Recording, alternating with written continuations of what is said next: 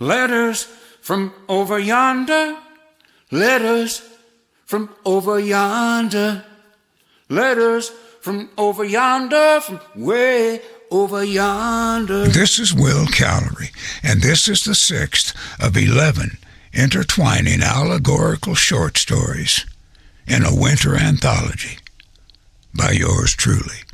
This one is entitled The Forest of the Deep Fetch.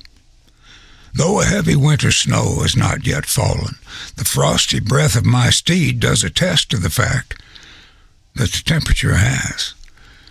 Winding through the mysteries of the old-growth forest that I knew back in my younger days as the Forest of the Deep Fetch, my steed and I, in awesome wonder, do gently lace our way through, amongst, and beneath the venerable old giants of days gone by, out of whose hallowed heights burgeoning boughs like massive arms reach up into the winter sky above, displaying what can only be described as an ancient yearning for their Creator, for their roots do run deep. High up in their windy spires, in the grasp of the finer fingers of the younger little spindles and branches of these deeply rooted, massive old-timers, bedwells the ever-mounting expectation of a celestial adornment to come. Christ the King. To these stately wonders, the majesty of a heavy winter snow is but a harbinger of a far greater wonder yet to come. With great expectations, they spend their entire lives in a deep, yearning adoration for the second coming. They consider everything prophetic, from the slightest summer breeze to the heaviest winter snow. Oh, how these gentle giants do yearn for his return. And when in the restless throes of a tempest, oh, why they are a sight to behold. Is it any wonder why I do enjoy their company so?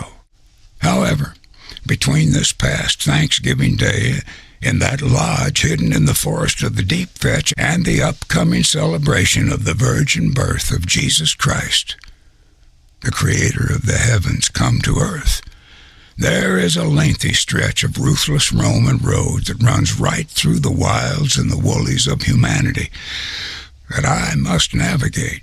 And from what I understand, it is one of the favorite haunts of the bushwhackers of the souls of men, where souls are taken captive and caged in religious structures built by men who, with great swelling words, religious programs, condemnation, Oscar-winning theatrics, Grammy Award-winning performances, doctoral oratory skills, and that great golden calf of Christendom, the almighty dollar, do persuade and convince the unaware, from the narcissist to the fearful to the naive, that if they simply repeat after me, they have been saved from the wilds and the woolies of the evil one, and that no matter what, nothing can snatch them from below, and that they have indeed not only attained eternal fire insurance, but that the great transfer of wealth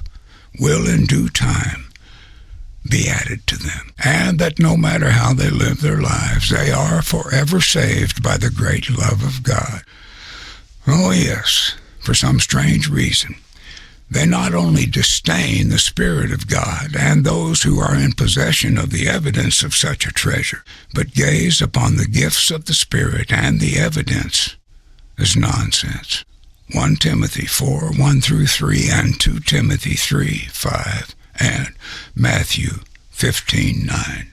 Now, being several weeks out from having to negotiate that notorious neck of the woods where these bushwhackers of the souls of men are known to lie in wait, that ruthless old Roman road took an unexpected turn, dropping off into what can only be described as a very disturbing, seemingly boundless expanse of sulphurous bogs, sloughs, quagmires, and, strangely enough, towering obelisks rivaling in stature the Tower of Babel, not to mention the slumbering old dead snags, whose crowns did centuries ago reach into the heavens. How unearthly it was to see such towering man-made obelisks, steeples, rivaling the Tower of Babel in stature, rising up out of and through such a stench, as if they were trying to pierce the thick and ominous heaviness above to let some sunlight in and perhaps get a frantic breath of fresh air. Even though these obelisks, these steeples, lumbered over the imposing heights of the most Herculean of the old dead snags, they couldn't break through the ominous, heavily laden skies above.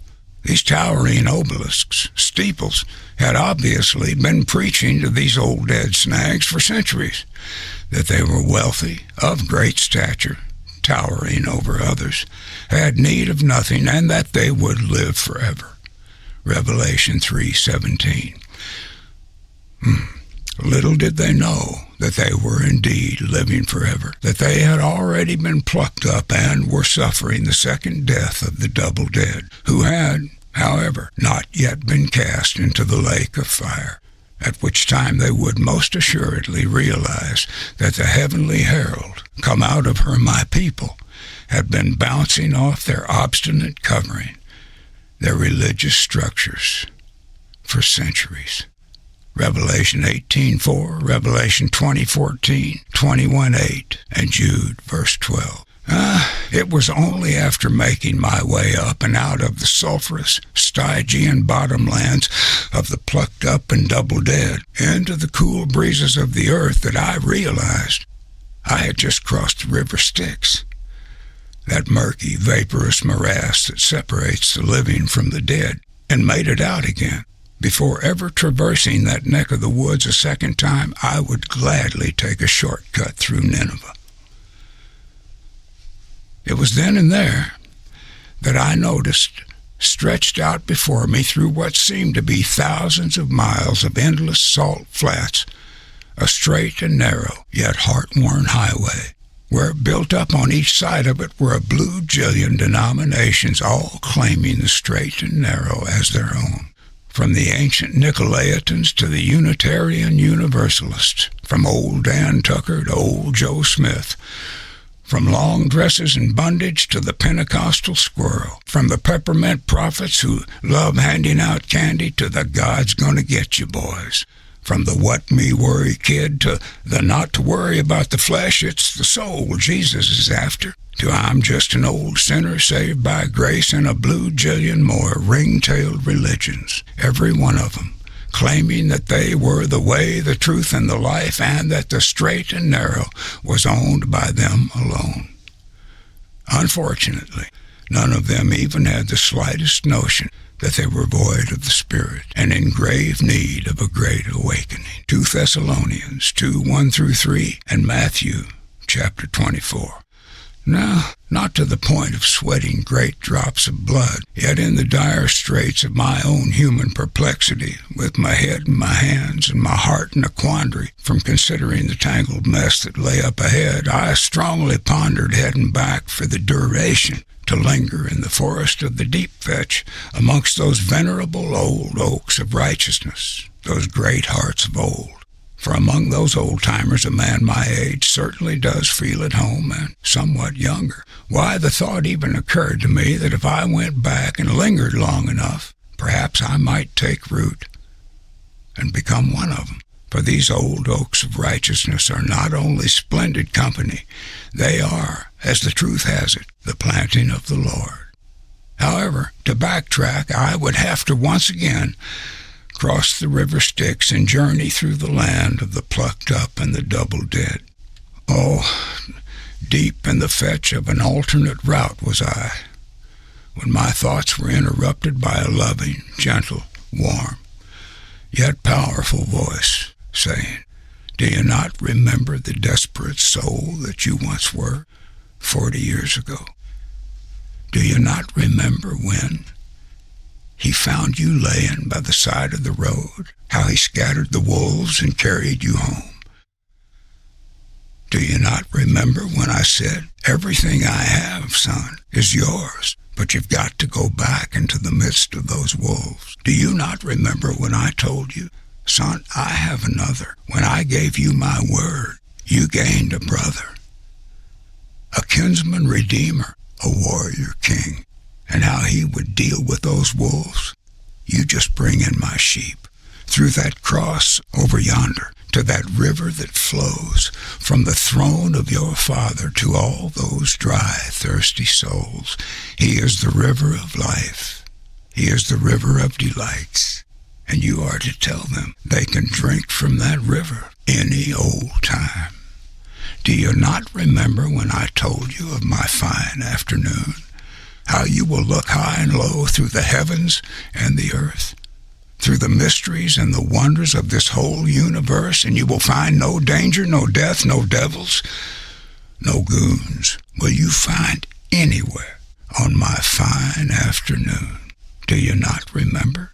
Encouraged by the Spirit, I put my concerns behind me, mounted up and struck back out into the winter of my years for my destination, that city not made by the hands of man, reminding myself that scattered here and there throughout the perils of this present evil world, and also still safely nestled in the nooks and crannies of the remnants of the forest of the deep fetch, all lit up with the warm glow of the glory of God, are many clandestine lodges for the wayfaring man, the very haven that Jeremiah longed for so long ago, Jeremiah 9:2, and that I do genuinely not only have a powerful friend that sticks closer than a brother, Proverbs 18:24, but that his signs and wonders will follow me, Mark 16:17-18, until I arrive at the gates of that city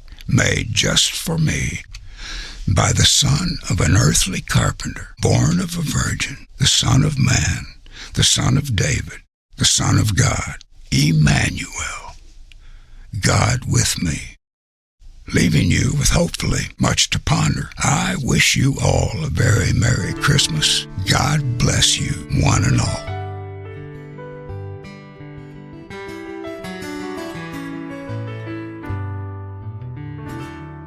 In the days of the Great Awakening, walking on the wings of the wind, you came and dwelt with me in this heart, a newfound friend. O'er hill and dale and roundabout, as lengthy rivers wind, between sunny knobs and falls of a rough, this newfound friend of mine stuck close like a brother, his eyes deep pools of truth. What kind of friend could melt a heart so hard and cold and blue? My timbers shook, my walls came down, he stood there in my stead, as beams of light and drops of blood raised me from This the is dead. Will Callery. Thank you for lending an ear. Be sure and stay tuned for episode 7 of my winter anthology. God bless you, one and all.